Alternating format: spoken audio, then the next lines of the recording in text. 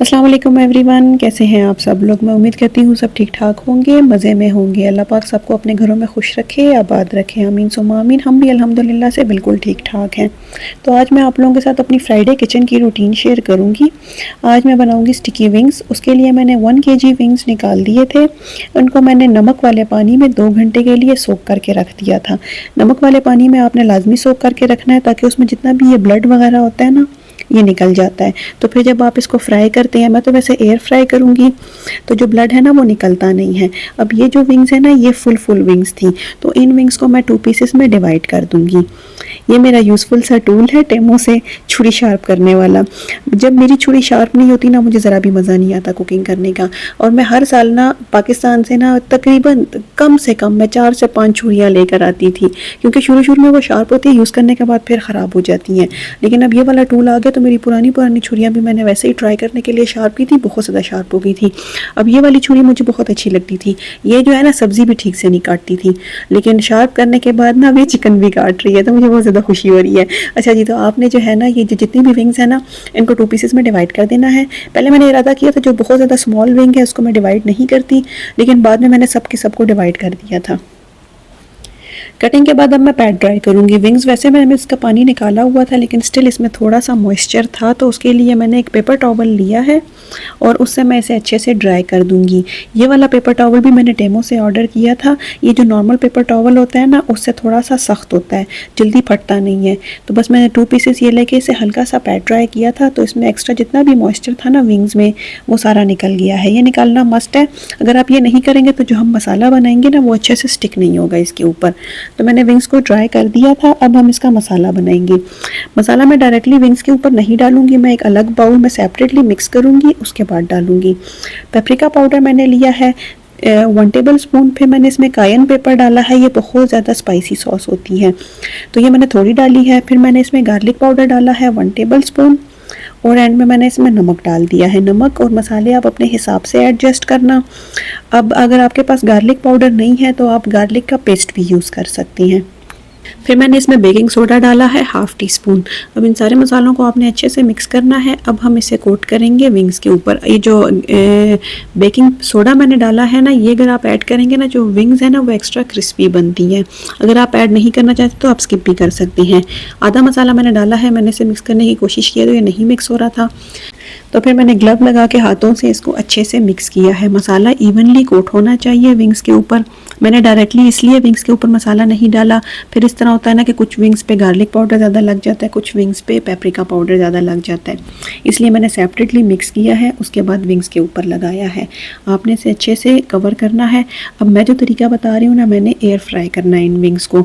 अगर आप deep fry करना चाहते हैं, आपके पास एयर फ्रायर अवेलेबल नहीं है, तो आप सिंपल जो कॉर्नफ्लोर होता है ना, उसमें कोट करके आप इनको डीप फ्राई कर देना। एयर फ्राई करने के लिए आपने जो विंग्स है ना, वो एयर फ्रायर में अरेंज कर देनी है। आपने बहुत ज़्यादा इसको ओवरलोड नहीं करना। मैंने तकरीबन इसे 1/2 kg मैंने विंग्स ऐड कर दी थी। मैंने इसे 2 बैचेस में कुक किया था। एक तो मेरा एयर फ्रायर है, वो बहुत ज़्यादा बड़ा नहीं है, 3.7 लीटर का है, तो इसमें 1/2 kg विंग्स आराम से बन गई थी। अब विंग्स अरेंज करने के बाद ना, इस पर ऑयल वगैरह कुछ भी लगाने की ज़रूरत नहीं है। मैंने इसे 160 डिग्रीज़ पर 20 मिनट्स के लिए एयर फ्राई किया था। 10 मिनट्स के बाद मैंने बीच में इसको मिक्स किया था। तो पीछे विंग्स एयर फ्रायर में कुक हो रही हैं, मीनवाइल हम इसकी सॉसेस बनाते हैं। मैं 2 तरह की सॉस बनाऊंगी। फर्स्ट वाली मैं बना रही हूँ हनी बारबेक्यू वर्जन। तो उसके लिए मैंने बटर लिया है तकरीबन 2 टेबल स्पून एक फ्राइंग पैन में, और उसमें मैंने थोड़ा सा ऑयल डाल दिया है। कुकिंग ऑयल डालने का मकसद सिर्फ ये होता है ताकि बटर जो है ना, वो बर्न ना हो। बटर को आपने लो फ्लेम पे मेल्ट करना है। साथ ही मैंने इसमें क्रश गार्लिक डाल दिया है तकरीबन 1 टेबल स्पून। गार्लिक और बटर को आपने फ्राई करना है 2 से 3 मिनट के लिए। बटर मेरे पास फ्रीज था, इसलिए टाइम लग रहा है, तो लेकिन आपने इसे लो फ्लेम पे मेल्ट करना है, हाई फ्लेम करके मेल्ट नहीं करना, वरना जो बटर है ना, वो जल जाएगा। जब बटर फुली मेल्ट हो जाएगा 2 से 3 मिनट के लिए, इसमें जो गार्लिक हमने डाला था वो भी कुक हो जाएगा, तो फिर हम इसमें ऐड करेंगे बारबेक्यू सॉस। आप किसी भी ब्रांड की बारबेक्यू सॉस ऐड कर सकते हैं इसमें, जो आपको पसंद है। सॉस ऐड करने के बाद आपने इसको अच्छे से बटर में मिक्स करना है। फिर हम इसमें डालेंगे 1 टेबल स्पून हनी। अगर हनी नहीं है आपके पास ना, तो आप इस पॉइंट पे शुगर भी डाल सकते हैं। और अगर आपको स्वीट बीच में नहीं पसंद फ्लेवर, तो आप बेशक ये जो हनी या शुगर है ना, ये आप स्किप कर देना। आप सिर्फ इसमें बारबेक्यू सॉस भी डाल सकते हैं। फिर थोड़ा स्पाइसी करने के लिए मैंने इसमें ब्लैक पेपर पाउडर डाल दिया था, हाफ़ टी स्पून ही ऐड किया था। आप इसको अच्छे से मिक्स करें, इस पॉइंट पे टेस्ट कर देना। अगर आपको लगता है कि नमक की ज़रूरत है तो आप नमक डाल देना। बस इसे 5 मिनट्स के लिए आपने लो फ्लेम पे कुक करना है, इनफ होगा। बस ये रेडी हो गई है सॉस, इसको मैं एक बाउल में शिफ्ट कर दूंगी। जब ये थोड़ी ठंडी हो जाएगी तो फिर मैं इनको विंग्स के ऊपर ऐड करूंगी। जितनी देर में मैंने सॉस बनाई है, जो विंग्स है ना, फर्स्ट बैच वो मेरा रेडी हो गया था। इनकी फाइनल लुक कुछ इस तरह की होगी, बहुत ज़्यादा क्रिस्पी बनी थी। विंग्स को मैंने निकाल दिया था एक बाउल में और मैंने दूसरा बैच रख दिया था। दूसरे बैच को भी 160 डिग्रीज पे मैं 20 मिनट्स के लिए फ्राई करूँगी। जितनी देर में विंग्स एयर फ्राई होंगी, हम दूसरी सॉस बना लेते हैं। ये जो है ना, मैं स्पाइसी वाली सॉस बना रही हूँ। आप इसको स्पाइसी बफलो सॉस भी बोल सकते हैं, डायनामाइट सॉस भी बोल सकते हैं। बटर मैंने लिया है तकरीबन 2 टेबल स्पून। उसमें मैंने थोड़ा सा कुकिंग ऑयल ऐड कर दिया है। अगेन कुकिंग ऑयल ऐड करने का मकसद यही है ताकि जो बटर है ना वो बर्न ना हो। लो फ्लेम पे आपने बटर को मेल्ट करना है। साथ ही मैंने इसमें क्रश गार्लिक भी डाल दिया था। जब गार्लिक 2-3 मिनट के लिए फ्राई होगा बटर में, फिर हम इसमें डालेंगे चिली सॉस। चिली सॉस आप अपनी मर्ज़ी से डालना। मैंने इसमें 3 से 4 टेबल स्पून ऐड किए हैं। साथ ही मैंने इसमें सोया सॉस डाला है, वो भी 3 से 4 टेबल स्पून डाला है। अब इसमें कुछ मसाले जाएंगे। मसालों से पहले मैंने इसमें मस्टर्ड पेस्ट डाला है 1 टीस्पून। मस्टर्ड पेस्ट में वैसे मस्त तो नहीं है, लेकिन इसमें काफ़ी मज़े का फ्लेवर आ जाता है इसका। अब इसमें कुछ मसाले जाएंगे, जिसमें मैंने पेपरिका पाउडर डाला है। साथ ही मैंने इसमें नमक डाला है और ब्लैक पेपर पाउडर डाला है। नमक और मिर्चे मसाले जो है ना, आप अपने अकॉर्डिंग एडजस्ट कर लेना। अगर आपको ज़्यादा स्पाइसी पसंद है तो आप ब्लैक पेपर और जो पेपरिका पाउडर है ना, उसकी अमाउंट इंक्रीज़ कर देना। बस इन सारी चीज़ों को आपने अच्छे से मिक्स करना है। 5 मिनट्स के लिए आपने लो फ्लेम पे इसको कुक करना है, ताकि ये जो है ना थोड़ी थिक सी कंसिस्टेंसी बन जाए इसकी। साथ साथ ही आपने मिक्स भी करना है, बर्न नहीं करना, फ्लेम आपने लो ही रखनी है। तो ये इसकी फाइनल कंसिस्टेंसी थी, रेडी हो गई है। इसको भी मैं एक बाउल में निकाल दूंगी। जब ये थोड़ी ठंडी हो जाएगी तो हम तब इसको विंग्स के ऊपर डालेंगे। चलिए, तो मेरी दूसरी सॉस भी रेडी हो गई थी। इस सॉस की मज़े की बात यह है ना, पिज़्ज़ा सॉस की तरह आप इसे एयर टाइट कंटेनर में स्टोर भी करके रख सकते हैं। 2 to 3 मंथ्स के लिए आप आराम से स्टोर करके रख सकते हैं, ये बिल्कुल भी ख़राब नहीं होती। सेकंड बैच भी विंग्स का फ्राई हो गया था। इन सब को मैं एक बाउल में निकाल दूँगी। मैंने ऑयल वगैरह कुछ भी नहीं ऐड किया था। ये जो विंग्स है ना, इसके ऊपर स्किन होती है, तो जब स्किन कुक होती है ना, तो उसमें से खुद ही थोड़ा सा ऑयल रिलीज़ होता है, तो वो थोड़े से ऑयली हो जाती हैं। अब हाफ़ पोर्शन मैं निकाल दूँगी विंग्स का। हाफ पोर्शन में मैं एक स्वीट वाली सॉस डालूंगी और जो रिमेनिंग पोर्शन है उसमें मैं स्पाइसी वाली सॉस डालूंगी। हाफ के जी विंग्स के लिए जो मैंने सॉस बनाई थी ना, 3 टेबल स्पून ही लगी थी। 3 टेबल स्पून मैंने ऐड की है। इसे अच्छे से आपने टॉस करना है, बस यही तरीका होता है इसको। आपने इसे अच्छे से मिक्स करना है और आप डिश आउट कर देना। जो रिमेनिंग वाली सॉस है ना, इसे मैंने एयर टाइट कंटेनर में डाल दिया था, मैंने स्टोर करके रख दिया था। मैं नेक्स्ट वीकेंड या उसके बाद वाले वीकेंड में यूज़ कर सकती हूँ। तो मैंने इनको डिश आउट कर लिया था। ये पहले मैंने स्पाइसी सॉस डाली थी, स्वीट वाली सॉस नहीं डाली थी। तो ये मेरी डायनामाइट विंग्स रेडी हो गई हैं। सिमिलरली सेम मेथड से जो रिमेनिंग वाली विंग्स है ना, उसमें मैं बारबेक्यू सॉस डाल दूँगी। अगर आपको ज़्यादा स्टिकी पसंद है, सॉस ज़्यादा पसंद है, तो आप अमाउंट ज़्यादा भी कर सकते हैं सॉस की। मैंने 3 टेबल स्पून डाला था, मेरे ख्याल में बिल्कुल नॉर्मल था। लेकिन अगर आपको ज़्यादा पसंद है सॉसी, तो आप थोड़ा सा और भी ऐड कर सकते हैं।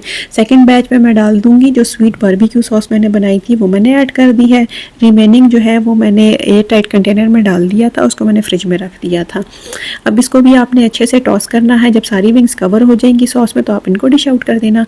तो ये रही फाइनल लुक। अब गार्निशिंग के लिए ना, इसके ऊपर आपने सेसमी सीड्स डालने हैं, वो बहुत मज़े के लगते हैं। मोस्टली ये जो चाइनीज़ और इस तरह की रेसिपीज़ होती है ना, इसमें ये जो सेसमी सीड्स ऊपर डाले होते हैं ना, इसका फ्लेवर बहुत अच्छा आता है। तो ये रही थी रिमेनिंग सॉस, वो मैंने फ्रिज में रख दी थी। फाइनल लुक इस तरह की थी, बहुत मज़े की थी और सॉसेस बनाना भी काफ़ी इजी है। तो आप ये वाली रेसिपी मेरी ट्राई करना।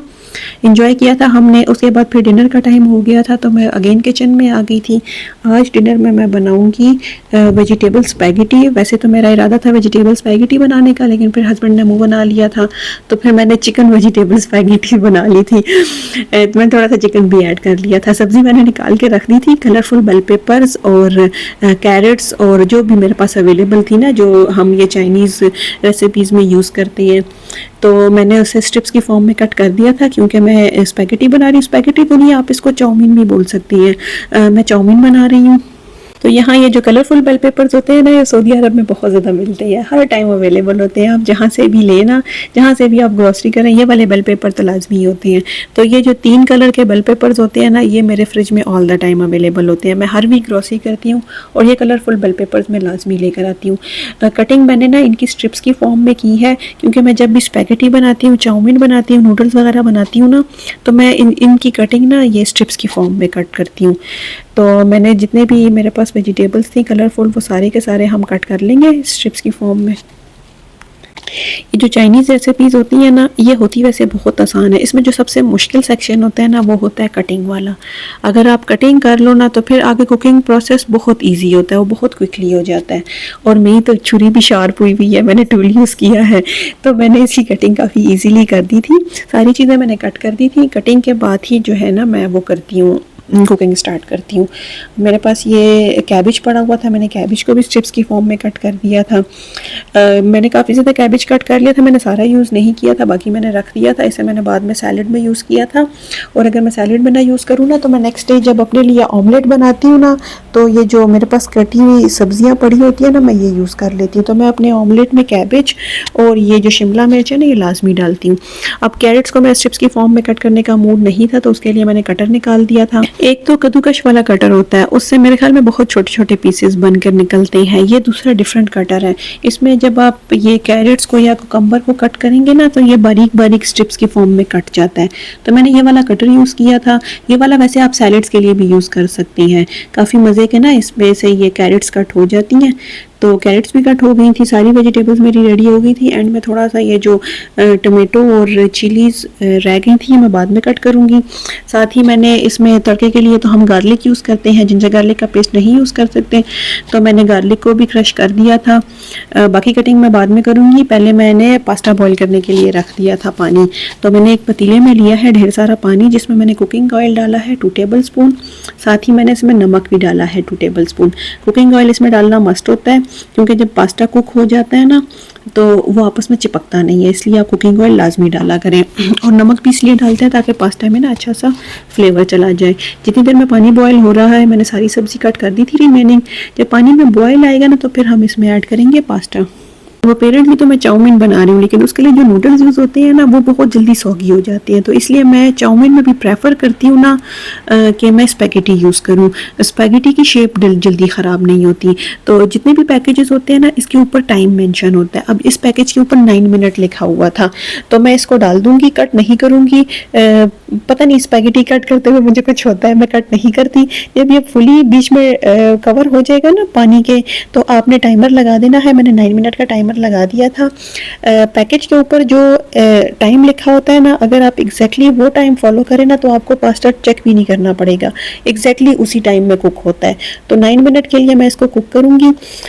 ये शुरू में तो हार्ड होता है, उसके बाद सॉफ्ट हो जाता है। और ये जो पास्ते वाला चम्मच है ना, ये यूज़ करते हैं इसके लिए। मैं जब भी बाद में इसको मिक्स करती हूँ ना, मैं हमेशा ये कहती हूँ कि अगली दफ़ा मैं पास्ता बॉईल करूँगी ना, तो मैं उसे काट के बॉईल करूँगी। लेकिन जब मैं बॉईल करने लगती हूँ, फिर मैं काटती नहीं हूँ, मैं स्किप कर लेती हूँ। पास्ता बॉईल हो गया था, मैंने उसे ड्रेन कर दिया था, ऊपर थोड़ा सा ऑयल स्प्रिंकल कर दिया था। ठंडा पानी डालने की ज़रूरत नहीं है। अब हम बनाते हैं उसका मसाला। मसाला कहते हैं आप, बाकी सब्जियां कहते हैं, वो बनाते हैं। उसके लिए मैंने कुकिंग ऑयल लिया है तकरीबन आधा कप, और उसमें मैंने डाल दिया है क्रश्ड गार्लिक। गार्लिक मैंने 1 टेबल स्पून डाला है। 2 से 3 मिनट के लिए आपने गार्लिक को फ्राई करना है। फिर इसमें जाएंगे अनियंस। अनियन को मैंने फाइनली चॉप करके ऐड किया है। अनियन भी ऐड करने के बाद आपने 2 से 3 मिनट के लिए इसको फ्राई करना है। बहुत ज़्यादा डार्क नहीं करना, गोल्डन ब्राउन वगैरह नहीं करना। जब ये ट्रांसलूसेंट सा हो जाएगा, तो हम इसमें डाल देंगे चिकन। चिकन मैंने 300 ग्राम्स यूज़ किया है, और उस चिकन को भी मैंने स्ट्रिप्स की फॉर्म में कट किया है। चिकन ऐड करने के बाद ना आपने हाई फ्लेम करके चिकन को कुक लाजमी करना है। अगर आप ये वाला स्टेप नहीं करेंगे तो चिकन में से स्मेल आएगी। साथ ही मैंने चिकन क्यूब भी डाल दिया था। चिकन क्यूब वैसे ऑप्शनल है, आप चाहें तो स्किप भी कर देना। अब इसमें बाकी तो और कोई मसाले जाते नहीं हैं। इसमें एक मैंने ब्लैक पेपर पाउडर डाला है और पेपरिका पाउडर डाला है, बस यही 2 मसाले जाते हैं। नमक मैंने अभी नहीं डाला, क्योंकि एक तो चिकन क्यूब में भी नमक होता है, उसके बाद हम इसमें जितनी भी सॉसेज डालेंगे ना, उसमें भी नमक होता है। और इसे थोड़ा सा टेंगी सॉसी सा टेक्सचर देने के लिए ना, मैंने इसमें टोमेटो पेस्ट डाल दिया है। तकरीबन 2 टेबल स्पून मैंने इसमें टोमेटो पेस्ट डाला है। पेस्ट डालने के बाद आपने इसको अच्छे से मिक्स करना है। ये जो है ना थोड़ा सा वो हो जाता है, ड्राई हो जाता है, तो इसे एडजस्ट करने के लिए आप इसमें पानी भी डाल सकते हैं इस पॉइंट पे। लेकिन मैंने इसमें टमाटर डाल दिया था। टमाटर भी मैंने स्ट्रिप्स की फॉर्म में कट किया था। जो नॉर्मल हम तड़का देते हैं ना उस तरह देने की ज़रूरत नहीं है, टमाटरों को सॉफ्ट करने की ज़रूरत नहीं है। बस आप इसको मिक्स करें। फ्लेम आपने हाई कर देना है। टमाटरों को आपने 1 मिनट के लिए हाई फ्लेम पे कुक करना है। उसके बाद हम इसमें बाकी जो सब्जियां हैं ना वो डालेंगे। सबसे पहले मैंने इसमें कैरेट्स डाली हैं। कैरेट्स भी मैंने सारी की सारी नहीं डाली, थोड़ी सी मैंने छोड़ दी थी क्योंकि मुझे लग रहा था कि सब्ज़ी काफ़ी ज़्यादा हो गई है। कैरेट्स को आपने हाई फ्लेम पे फ्राई करना है। ये जो चाइनीज़ रेसिपीज़ जितनी भी होती है ना, इसमें जो सब्जियाँ बनाते हैं ना वो आपने हाई फ्लेम पर ही बनानी है। आपने ओवर कुक नहीं करना सब्जियों को। जब सब्जियों को ओवर कुक करते हैं तो फिर वो मज़ा नहीं आता, थोड़ी सी क्रंची होनी चाहिए। उसके बाद मैंने जितनी भी कलरफुल बेल पेपर्स कट की थी ना वो सारी की सारी मैंने ऐड कर दी हैं। तीनों को इसलिए साथ में ऐड किया है ना क्योंकि इन तीनों का जो कुकिंग टाइम होता है ना वो सेम ही होता है, सिर्फ कलर ही डिफरेंट है। तो सब्जियां ऐड हो गई हैं। एंड में मैं इसमें कैबिज डाल दूँगी। कैबिज भी मैंने सारा यूज़ नहीं किया था, हाफ मैंने छोड़ दिया था। कैबिज भी आपने हाई फ्लेम पर कुक करना है 1 मिनट के लिए। जितनी भी सब्जियाँ हैं ना बस आपने 1 मिनट के लिए इनको कुक करना है हाई फ्लेम पर। उसके बाद आपने दूसरी सब्ज़ी डाल देनी है। आप चाहें तो इसमें वो जो ग्रीन बीन्स होते हैं वो भी डाल सकते हैं, जो फ्रेंच बीन्स होते हैं। आप इसमें मटर भी डाल सकते हैं। अब मैं इसमें सॉसेस डालूंगी। मैंने पहले चिली सॉस डाली है 2 टेबल स्पून, फिर मैंने इसमें सोया सॉस डाली है 2 टेबल स्पून, और फिर मैंने इसमें वाइट विनेगर डाला है, और फिर मैंने इसमें केचप डाला है। ये जो स्क्रीन ब्लिंक हो रही है ना, ये मेरा बेटा पीछे लाइट के साथ खेल रहा है, तो वो कभी लाइट ऑन करता है कभी ऑफ करता है, तो इसलिए स्क्रीन ब्लिंक हो रही है। केचप भी मैंने डाल दिया। केचप मैंने 3 से 4 टेबल स्पून डाला है। अगर आप केचप नहीं डालना चाहते तो आप थोड़ी सी शुगर डाल देना। मेरे पास केचप थी, केचप थोड़ी स्वीट होती है ना, ये जो चाइनीज़ रेसिपी होती है ना ये थोड़ी सी स्वीट स्पाइसी सी होती है, तो इसलिए थोड़ा सा आप इसमें शुगर डाल देती हैं। शुगर मैंने डाली नहीं, मैंने केचप डाल दी थी। अब एंड में आपने इसको टेस्ट कर देना है और आपने नमक डाल देना है। नमक आपने एहतियात से डालना है क्योंकि जो सॉसेस होती है उसमें भी नमक होता है, और जो चिकन क्यूब था ना उसमें भी नमक था। और बस वेजिटेबल्स रेडी हो गई थी। फिर मैंने एंड में इसमें डाल दिया था बॉइल्ड पास्ता।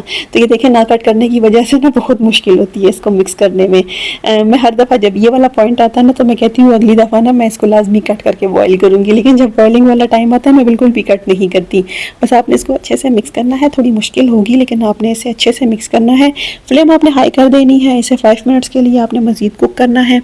बस जब सारी चीज़ें मिक्स हो जाएं तो पास्ता हमारा रेडी हो गया है। सिंपल सी रेसिपी है देखें, और इतना क्विकली से तैयार हो जाता है। तो डिनर भी मेरा रेडी हो गया था। तो बस ये रही इसकी फाइनल लुक। इसी के साथ मैं अपना व्लॉग भी एंड करती हूँ। आई होप आप लोगों को मेरी ये किचन रूटीन अच्छी लगी होगी, रेसिपीज़ अच्छी लगी हैं तो लाइक एंड शेयर कर लें। मिलते हैं अगले व्लॉग में। अल्लाह हाफिज़।